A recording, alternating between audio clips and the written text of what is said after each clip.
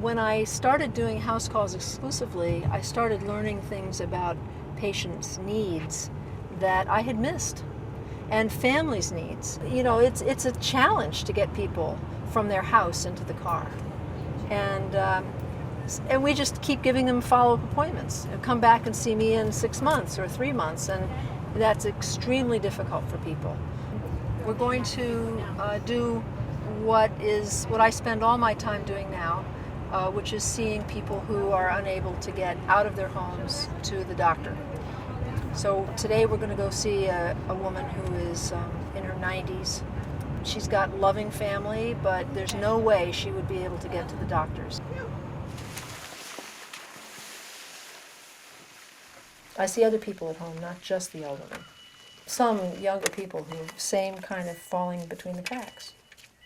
When people stop going to the office, the system loses track of them. They go without prescriptions for a long period of time. So when they have their acute heart failure or they break a leg or whatever, then they end up in the emergency room. Well, I see your dog is limping too. Everybody's getting old together. Yeah. He's old and he's old. They like me, I'm old, and I said, those pictures are old. Quiet anyway, you're a good boy. So I'm one of your kids. If we can avoid hospitalization, not only is it better because it's cheaper, but it's better for the person because every hospitalization with all the drugs and all of the change in schedule and all of the stresses, people's mental health declines. How are you managing the care situation now? How has she been doing? There's days that she won't sleep and nights that she won't sleep. You're taking turns? We do it together. It's You do it just together. she works some of the time and I sleep like a rock, She so cooks. she has to get up at night because I don't hear anything. So she does the night duty. If we both do sometimes, it depends. If she can wake me up and There's a lot of research now showing that caregivers suffer a lot of physical illness and mental illness from being caregivers. And the fact of being a caregiver increases your risk tremendously for heart disease, stroke, depression, mental health, mental breakdowns.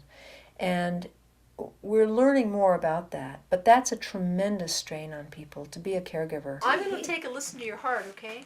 that's fine. All right, yeah. It's quite a heart. In practice, when you're in your office, you're seeing so many people a day and you're having to push them through that the person who doesn't show up is not on your mind. That's pretty good. Good, one more. Good. Okay. How's she doing with her chest pain and her breathing trouble? She doesn't really understand it, and she gets a little uptight. So I find the oxygen seems to help her. It eases it. Mm-hmm. So I think that if you go into someone's home, they set the agenda, and that's why you learn so much more. No. Who's that in I'm the the chair? one that throws things away. Well, my mother. Yeah, What's my name? I don't know. Yes, you do. Millicent. I'm not Millicent, mother. She always names people that are deceased. A lot of the people who are falling off the map are people who are developing dementia. Alzheimer's disease has a time course of about 12 years from beginning to death, and it is a deadly disease. It's called brain failure. But we don't call it that, and families miss it, patients don't want to know about it, and doctors miss it. And it's not until there's some crisis that it's diagnosed, but it's been there for many years, and it hasn't been picked up. It's important for people to be involved in planning for their own futures, but they can't do that if they've missed the boat already. The elderly are getting more elderly, so the caregivers are getting more elderly. The reality is that we're going to have, you know, a near 50% increase in elderly people in the next 20 years. Solidar shot. Tell the door shut, Mother, yeah. Yeah. You have to say every day, this is the moment. I'm with you now. This is the moment. That's good. And that's what's important. It's not what's the disease. The human connection is where it all happens. It's the most important part of what I do. That's right. How long do you want to stay around? I want a whole month. A whole month, okay. Do you want to live to be 100? Yeah, Well, I think you're going to make it.